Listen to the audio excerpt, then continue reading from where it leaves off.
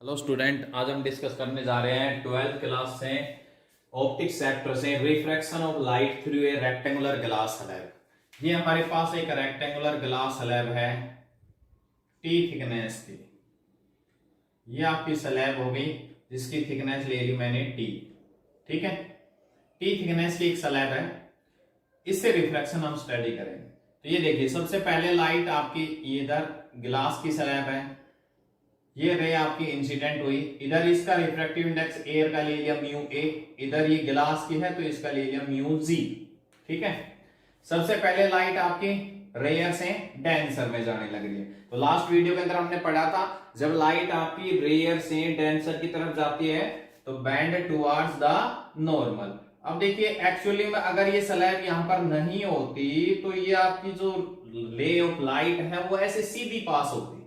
ठीक है, लेकिन अब यहां पर स्लैब लाई कर रही है तो क्या हो जाएगी, बैंड हो जाएगी। किधर किधर बोला था, बैंड टुवर्ड्स द नॉर्मल। तो ये आपका नॉर्मल हो गया। ठीक है, ये आपका नॉर्मल हो गया। और ये आपका एंगल ऑफ इंसिडेंट I1, ये एंगल ऑफ रिफ्लेक्शन R1। ठीक है, इसी को आगे बढ़ा दिया हमने, इस पॉइंट को A नाम दे दिया। इधर अब दोबारा से रिफ्रैक्शन होगा क्योंकि अब गिलास से आपकी एयर में जाएगी। ठीक है, तो अब refraction from denser to rare होगा, और जब डेंसर से रेयर में जाती है तो band towards away from normal. ठीक है, तो नॉर्मल से अवे मूव करती है। अब यहां पर डेंसर टू रेयर हो गया तो ये आपका एंगल ऑफ इंसिडेंट I2 हो गया और ये एंगल ऑफ रिफ्रैक्शन R2 हो गया। ठीक है, इस पॉइंट को हमने नाम दे दिया B, ये पॉइंट हो गया C। और अगर ये रे आपकी बैंड नहीं होती है, सीधी आती है, डायरेक्ट आती है, तो इस पॉइंट को हमने नाम दे दिया D। ठीक है, जब आपकी स्लैब नहीं होती है तब ये A टू D का पाथ फॉलो होगा। अब आपकी स्लैब है तो आपकी A से B की तरफ हो गई, बैंड हो गई ना, क्योंकि रेयर से डेंसर में जा रही है। अब यहां पर डेंसर से रेयर में जा रही है तो अवे फ्रॉम नॉर्मल, ये आपका नॉर्मल है यहां पर। ठीक है, और यहां पर लगा दी मैंने एक प्लेन मिरर।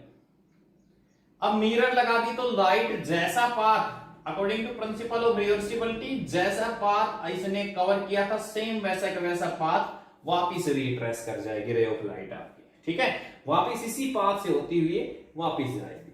समझ गए? तो सबसे पहले हम क्या करते हैं, यहां पर पॉइंट ए के ऊपर हम स्नेल्स लॉ अप्लाई करते हैं। तो अप्लाई स्नेल्स लॉ,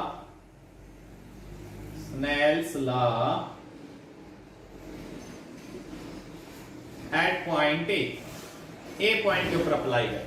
क्या बताया था भाई, सिंपल मैंने ये बताया था भाई, जिस मीडियम से लाइट आ रही है उसका रिफ्रैक्टिव इंडेक्स इनटू में angle of sine is equal to होगा जिसमें जा रही है उसका refractive index and angle of sine.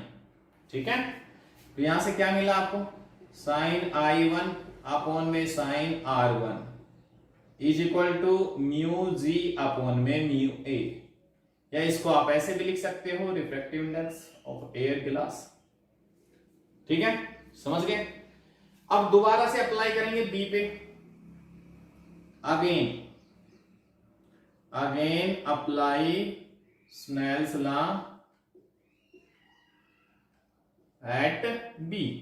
ठीक है, बी पॉइंट के ऊपर दोबारा से अप्लाई करते हैं, लगाइए। फिर वही प्रोसेस आपका, कहां से आ रही है, ग्लास से, इनटू में angle of I2 is equal to कहां जा रही है, एयर में, angle R2।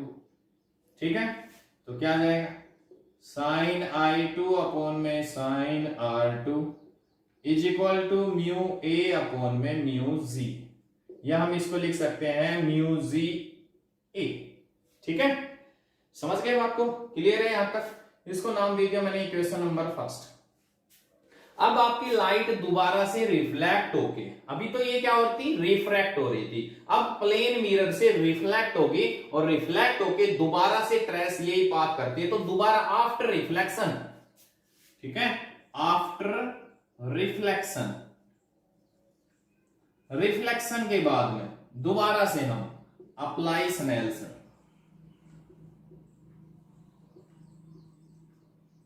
Eight B point के ऊपर दोबारा से अप्लाई करते हैं। ठीक है, तो क्या मिलेगा भाई, अब ये आपका इंसिडेंट बन गया और ये आपका रिफ्रैक्शन बन गया। ठीक है, तो इसी का जस्ट उल्टा हो जाएगा, मतलब साइन R2 अपॉन में sine I2 is equal to mu AZ, इसको नाम दे दिया 2। ठीक है, फर्स्ट और सेकंड को मल्टीप्लाई कर दीजिए, क्या मिलेगा, multiply first and second, we get इधर साइन I2 अपॉन में साइन R2 इनटू में साइन R2 अपॉन में साइन I2, इधर हो जाएगा म्यू AZ इनटू में म्यू ZA, ये इसके साथ कैंसिल आउट। ठीक है, तो यहां से हमें रिजल्ट क्या मिल गया, mu AZ is equal to 1 upon में म्यू ZA।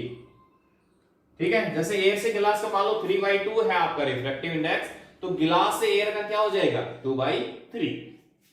क्लियर हुआ, समझ गए बात को। अब एक्चुअली में हम एक चीज और निकालते हैं इसमें कि लाइट आपकी कितनी डिस्प्लेस हुई, वो उसको बोलेंगे लैटरल डिस्प्लेसमेंट।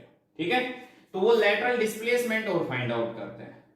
इस I2 को मैं इस साइड में लिख देता हूं, यहां से मैंने ये नॉर्मल डाल दिया इसके ऊपर BCDE, इसको E पॉइंट नाम दे दिया। ठीक है, अब देखिए रे एक्चुअली में ऐसे आनी थी सीधी, लेकिन बैंड हो गई। ठीक है, तो कितनी डाइवर्ट हो गई, कितनी पास से डेविट हो गई, वो लेटरल डिस्प्लेसमेंट ये है आपका B से E। इसको एंगल को हमने नाम दे दिया डेल्टा। ठीक है, डेविट हो गई ना, तो वो डेल्टा दे दिया, एंगल ऑफ डेविएशन।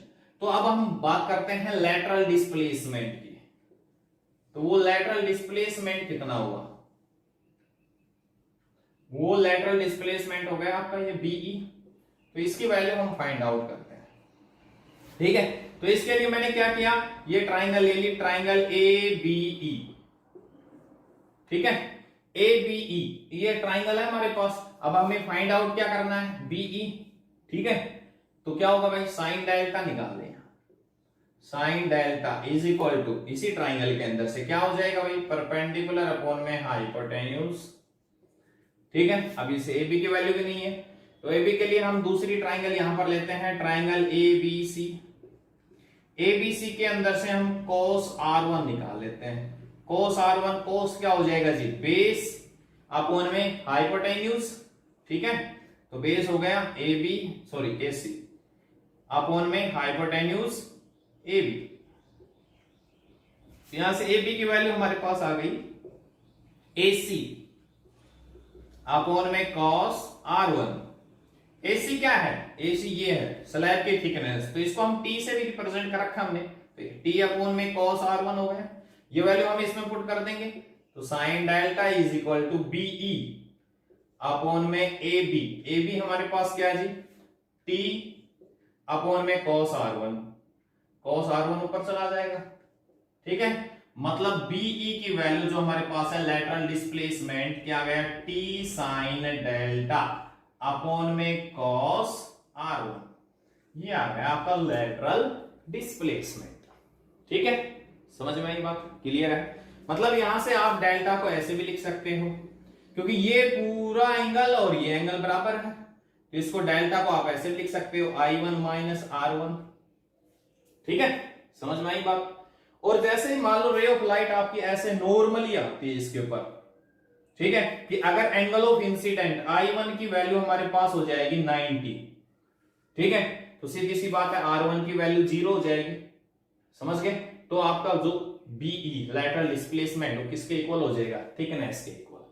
ठीक है, मतलब सीधी आपकी ऐसे डायरेक्ट पास हो जाएगी C के अंदर से। तो ये था आज का टॉपिक आपका रिफ्रैक्शन ऑफ लाइट, तो इसको थोड़ा सा ध्यान से अच्छी तरह से कीजिए। थैंक्स, आज के लिए इतना।